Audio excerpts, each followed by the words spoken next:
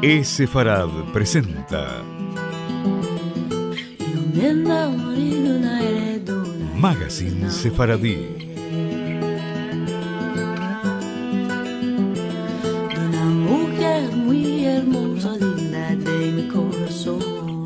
Una producción de Radio High y Radio Sefarad.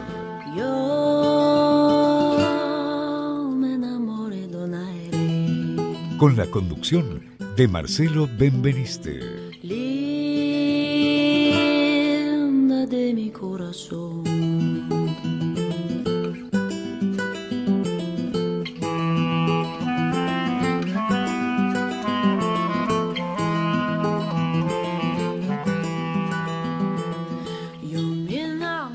Hola amigos, bienvenidos a esta nueva emisión de Sefarad, la edición número 492.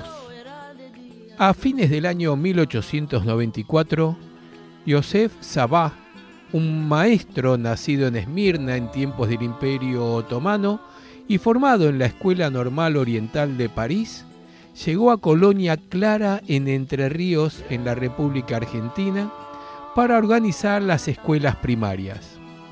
Había sido enviado por la Jewish Colonization Association, la JCA, a quien desde ahora vamos a llamar simplemente la Jewish, y la Alianza Israelita Universal, a quien desde ahora vamos a llamar simplemente la Alianza. La Jewish, la Alianza, dos organizaciones financiadas por judíos de Europa Occidental. La Jewish apoyaba la migración hacia las Américas de judíos residentes en el Imperio Ruso.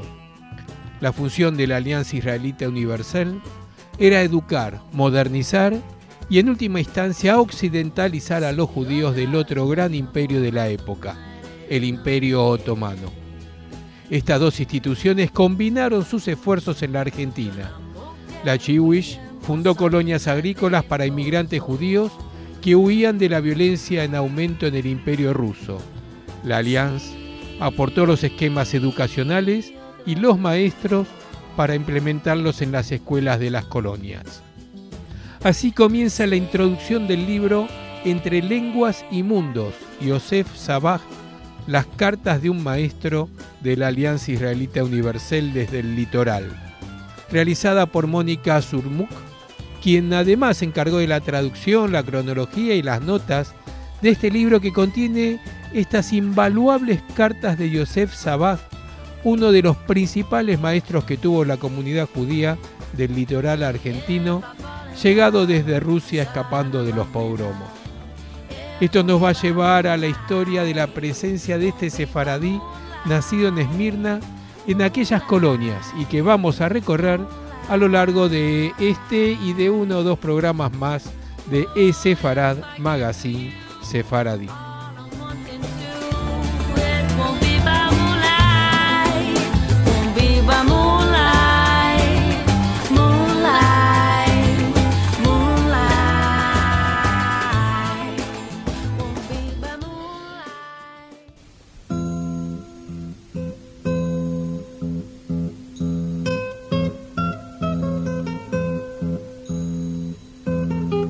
Durante años, el maestro Sabah dedicó su vida a la educación de niños en las colonias judías del litoral argentino y entre 1917 y 1918 participó en la transferencia de estas escuelas al Estado argentino y siguió desempeñándose como maestro, en ese caso a las órdenes directas de las autoridades educativas argentinas.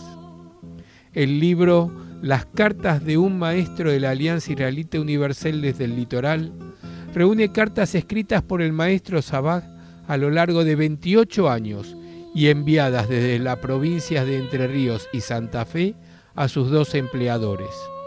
En estas cartas, Sabah relata su llegada a la Argentina, la apertura de las escuelas y la vida cotidiana en el litoral.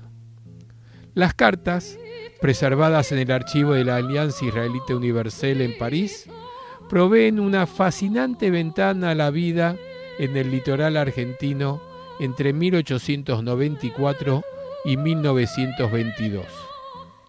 Escritas en prolijo francés, con referencias culturales de la Francia decimonónica, intentan explicar un mundo nuevo al tiempo que informan sobre el establecimiento de los inmigrantes y la educación de sus hijos.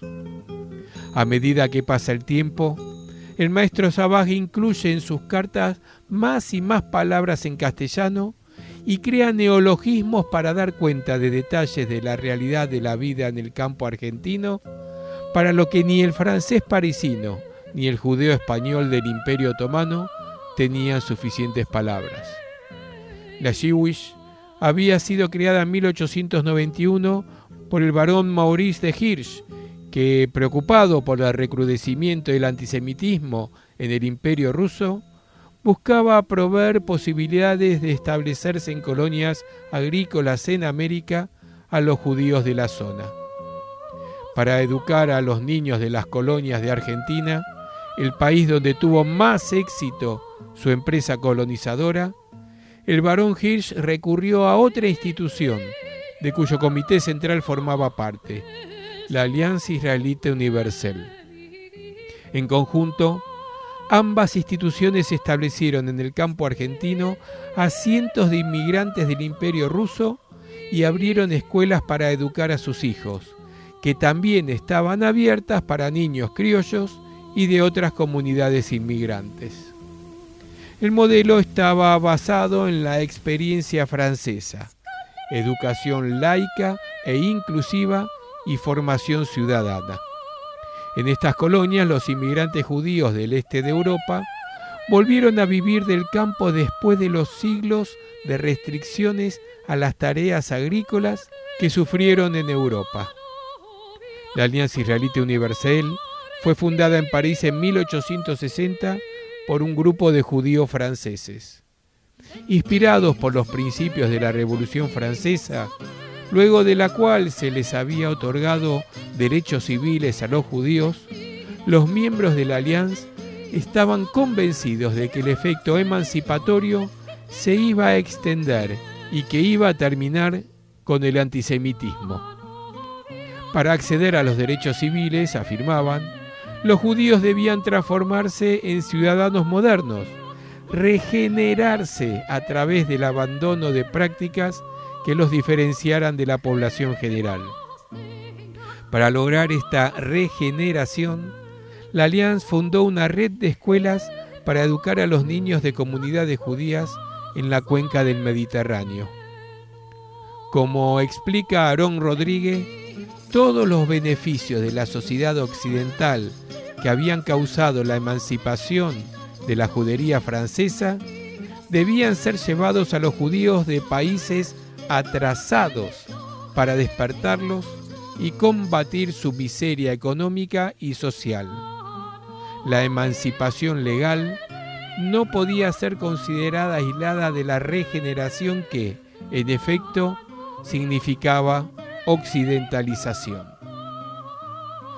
El Comité Central de la Alianza funcionaba en París y el área principal de influencia de la organización fueron las comunidades judías de Medio Oriente y del norte de África.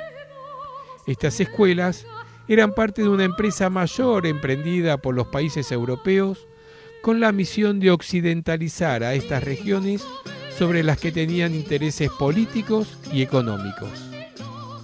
La particularidad de la situación de la Alianza fue que el proceso de occidentalización de las comunidades judías del mundo islámico fue impulsada por sus correligionarios franceses. La educación impartida en las escuelas de la Alianza en la cuenca del Mediterráneo proponía un cambio total de costumbres, desde qué comer a cómo vestirse, cómo cuidar la salud y cómo portarse en privado y en público. Llegué al archivo de Yosef Savage cuando estaba haciendo la investigación para una biografía del escritor y periodista Alberto Gerchunov, dice Mónica Surmuk. A pesar de haber recibido menos de 2 años de educación formal, o sea, unos meses en la Colonia Clara, en el aula del maestro Sabad y otro en el Colegio Nacional de Buenos Aires, Gerchunov fue una figura fundamental del campo cultural argentino y uno de los intelectuales más reconocidos del judaísmo latinoamericano. Gerchunov llegó a la Argentina a los 7 años sin siquiera hablar castellano. Después de unos pocos meses en Moisés-Ville, donde fue asesinado su padre, su familia se mudó a la colonia Clara en Entre Ríos, en la que Gerchunov asistió a la escuela y aprendió castellano. El autor relató la experiencia de esta escuela en su autobiografía escrita en París en 1914 y a menudo mencionó a su maestro en entrevistas. En una entrevista con Vicente Sánchez Ocaña en 1940, por ejemplo, Gerchunov relató los ritos cotidianos en la escuela de Clara y describió su hábito de devorar las historietas de Martín Fierro, Juan Moreira, Pastor Luna y Hormiga Negra, que traían las marquillas de cigarrillos, y leérsela a los peones del campo, que en su mayoría eran analfabetos. En su literatura, Gerchunov usó un lenguaje anacrónico que rastreaba sus primeros encuentros con la lengua en el aula del maestro Sabaj, que, como se verá más adelante, hablaba ladino o judeo-español, una versión del castellano que mantuvieron viva los judíos expulsados de la península ibérica en 1492. Veamos cómo se fundaron las escuelas de Clara. La inmigración judía había comenzado a llegar a la Argentina alrededor de 1860, pero se hizo masiva después de una serie de legislaciones tendientes a estimularla y facilitarla.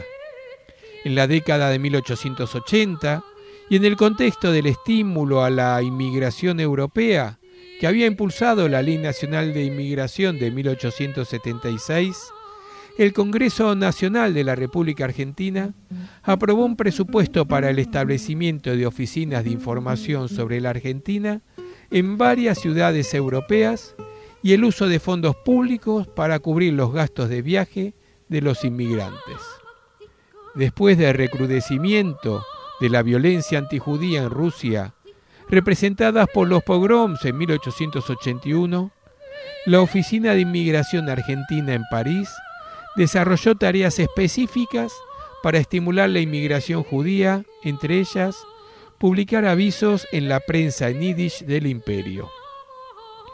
En 1889, en la provincia de Santa Fe, se fundó la primera colonia agrícola judía llamada Moisés-Ville. ¿Por qué se llamó Moisés-Ville o Moisés-Ville? Según se dice en primera persona, porque Moisés sacó a los judíos de las penurias de Egipto y los condujo hacia un país propio. Nosotros, después de haber salido de la Rusia zarista y de haber llegado a la libre Argentina, nos sentimos a semejanza de nuestros lejanos antepasados en un lugar que sería nuestra patria. La colonia Clara en Entre Ríos fue fundada por la Jewish Colonization Association en 1892 y se le dio ese nombre en honor a la esposa del barón Hirsch, Clara Bischofsheim. Era la más grande de las colonias de Entre Ríos, algo más de 80.000 hectáreas, y estaba localizada principalmente en el departamento de Villaguay, con una pequeña parte en el departamento de Uruguay. Tenía 2 estaciones de tren, Domínguez y Clara. El primer contingente de inmigrantes judíos, financiados por la Jewish, destinados a Clara, llegó en el barco Pampa y se estableció en 1892 cerca de Domínguez y La Capilla. El segundo contingente fue establecido en Vélez, Feinberg y Sonnenfeld. Un tercer contingente de 150 personas fue establecido en Perlisa y Desparramados. En el censo de 1896 se registraron 545 personas en la colonia. La Constitución de la provincia de Entre Ríos de 1883 establecía que la educación debía ser gratuita, obligatoria y laica. Había muy pocas escuelas y el Estado no podía establecer suficientes escuelas rurales. La Jewish Se comprometió por consiguiente a proveer de escuelas a sus colonias. El barón Hirsch acudió a la Allianz para que suministrara a los maestros y se realizó una selección entre los maestros provenientes de áreas de influencia de la Allianz donde se hablaba castellano. En el boletín anual de la Allianz, publicado en enero de 1894, se afirma que se eligió a uno de los mejores docentes para dedicarse a la tarea de formar las escuelas en las colonias de la Jewish en la Argentina. En su autobiografía, escrita en París en 1914, Alberto Gerchunov da una versión diferente de la fundación de estas escuelas. Dice, hablando de las reuniones comunitarias en Clara, lo siguiente: se proyectó la construcción de una sinagoga y de una escuela, y los judíos se reunieron para deliberar sobre el asunto, y como predominaba en la asamblea el elemento joven, se optó por la escuela, la primera del lugar. Se instaló en un galpón de zinc, y de otras partes de la comarca acudíamos los muchachos con nuestra merienda colgada del recado. Era yo un buen alumno. Muy pronto aprendí las estrofas del himno argentino y en los recreos mis compañeros solían rodearme y mientras se fumaba a hurtadillas refería las leyendas y hazañas que me relatara el boyero de Rajil. O sea, para Gerchunov, abrir una escuela fue una decisión comunitaria. El maestro Sabaj, por otro lado, describía en sus cartas la fundación de la escuela como una acción propuesta desde París. Según el relato, se estableció una escuela para la comunidad y no en conversación con ella. Seguramente los colonos deseaban abrir una escuela y quizás ellos mismos pidieron a la administración de la colonia que la creara. Gerchunov y Sabaj coinciden en la descripción de la escuela instalada en el galpón de zinc, en el largo recorrido que niñas y niños hacían para llegar y en la importancia de la enseñanza del himno nacional. Hablemos entonces del maestro Sabaj. Yosef Sabaj nació el 25 de agosto de 1863 en Esmirna, en Izmir, un vibrante puerto del Imperio Otomano que había sido fundado en el año 3000 antes de la Era Común y que en el siglo XIX era una ciudad multicultural conocida como la Pequeña París, donde vivían franceses, judíos, griegos y armenios. Los judíos habían llegado al Imperio Otomano a partir de su expulsión de la península ibérica a finales del siglo XV. Se denominaban a sí mismos sefaradíes, usando la palabra sefarad, España en hebreo, como gentilicio. La mayoría de las familias, la de Sabaj entre ellas, todavía hablaba un castellano transformado a través del tiempo en una lengua original llamada judeo-español o ladino, en la que se mantenían vigentes palabras y estructuras del castellano del siglo XVI. Sabaj aprendió también en su casa el hebreo ritual que se usaba en las plegarias y en las lecturas de los textos sagrados. Cuando nació Sabaj, vivían en Esmirna 40.000 judíos distribuidos en varios barrios en los que había una escuela y una sinagoga. Las casas se construían alrededor de un patio llamado curtillo, que funcionaba como la sala principal donde se desarrollaba la mayoría de la vida familiar. En el centro de cada curtillo había una fuente. Las familias extendidas vivían en la misma casa. Cada familia tenía una habitación, a menudo de 2 pisos con puerta hacia el patio. Las casas eran de madera y sufrían a menudo incendios. En 1881, cuando Sabaj estaba ya en París, un incendio destruyó gran parte de la ciudad. El Imperio Otomano era un ejemplo clásico de la sociedad plural.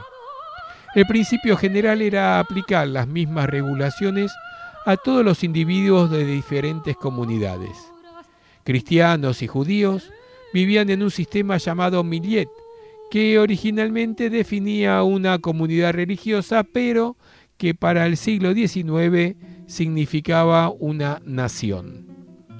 Cada millet tenía el poder de gobernar, establecer impuestos y hacer justicia en su propia comunidad. A los 6 años, Savage entró a una de las primeras 4 escuelas de la Alliance donde se enseñaba historia judía posbíblica, instrucción bíblica, hebreo, lengua francesa, ladino, ciencias aplicadas, lectura en francés, geografía, aritmética, historia, caligrafía, dibujo y educación física. La marca principal de las escuelas de la Alliance era la enseñanza laica en francés, idioma que abría a los estudiantes a la occidentalización. Y así terminamos esta primera parte de esta apasionante historia de maestros sefaradíes, turcos, en las colonias judías de Argentina. En nuestro próximo programa seguimos con la segunda parte.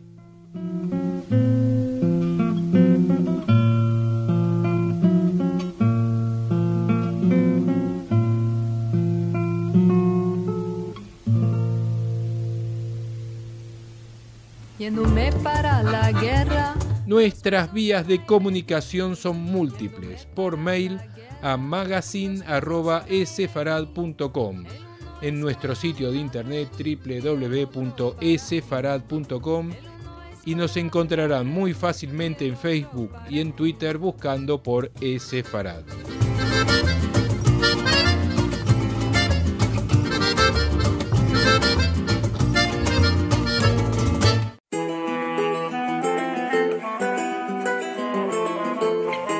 Agenda Sefaradí.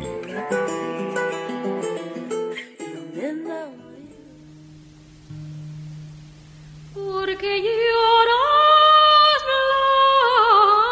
blanca niña,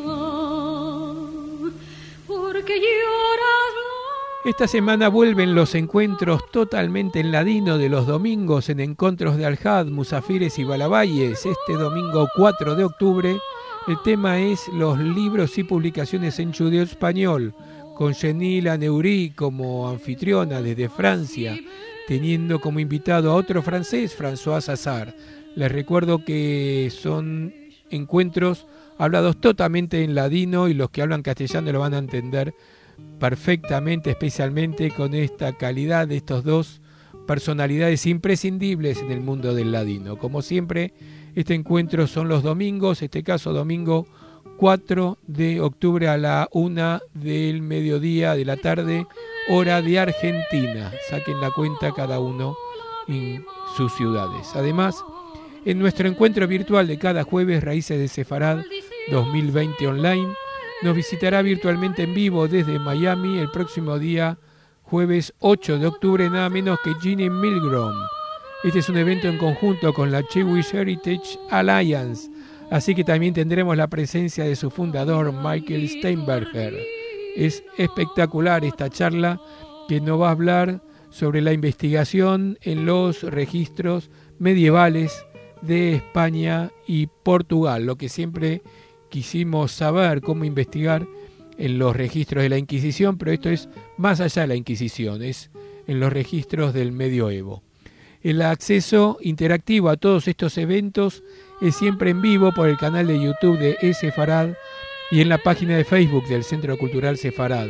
De todas formas, pueden tener toda la información de estas actividades, incluyendo la grilla de horarios según la ciudad, los enlaces para el acceso en vivo, y todo eso lo van a encontrar siempre en esefarad.com y en todas nuestras redes sociales. esefarad.com. Esto fue mi buena sal.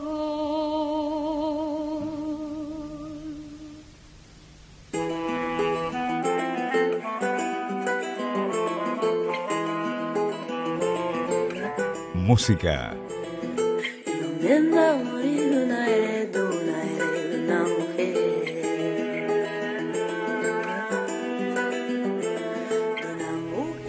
Descanso de mi vida, amor que me hace.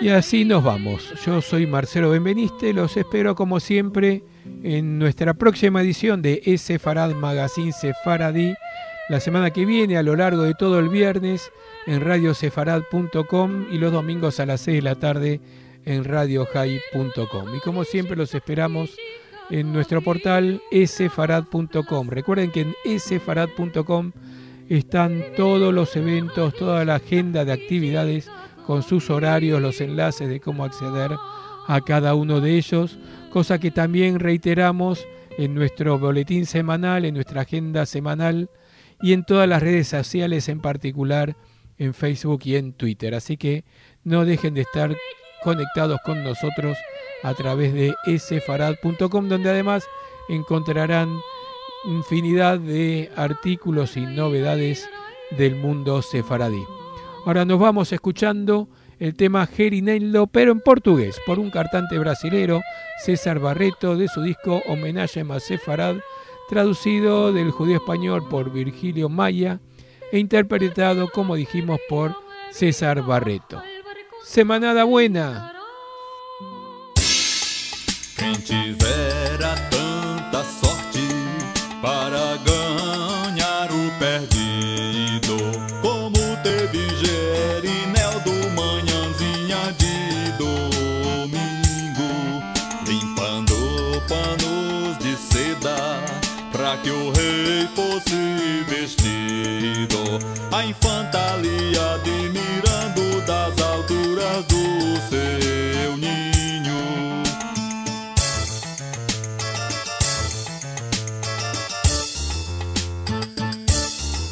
Gerineldo, Gerineldo, meu cavaleiro bonito, quem te me dera hoje à noite 3 horas a meu serviço. Porque sou vosso criado, senhora, brincais comigo. Eu não brinco, Gerineldo, que é de veras que te digo.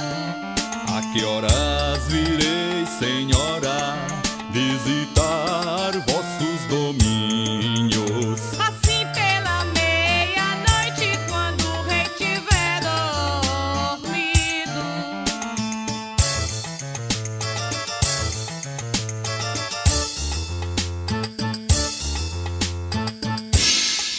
Meia-noite já passada e Gerineldo não é vindo. Desgraçado Gerineldo, quem amor tratou contigo.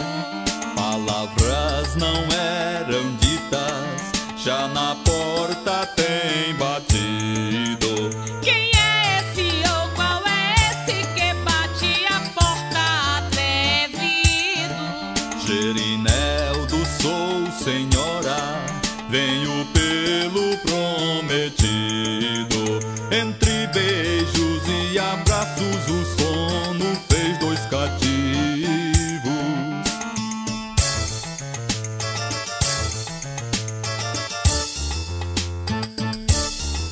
Os 2 no mais doce sono, como o rei tinha pressentido, encontrou aos 2 dormindo como mulher e marido.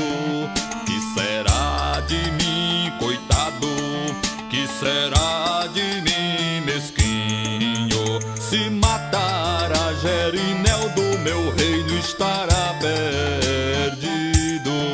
Se matar a minha infanta, viverei com seu suspiro. Mais vale que mire e cale, a ninguém nada diga.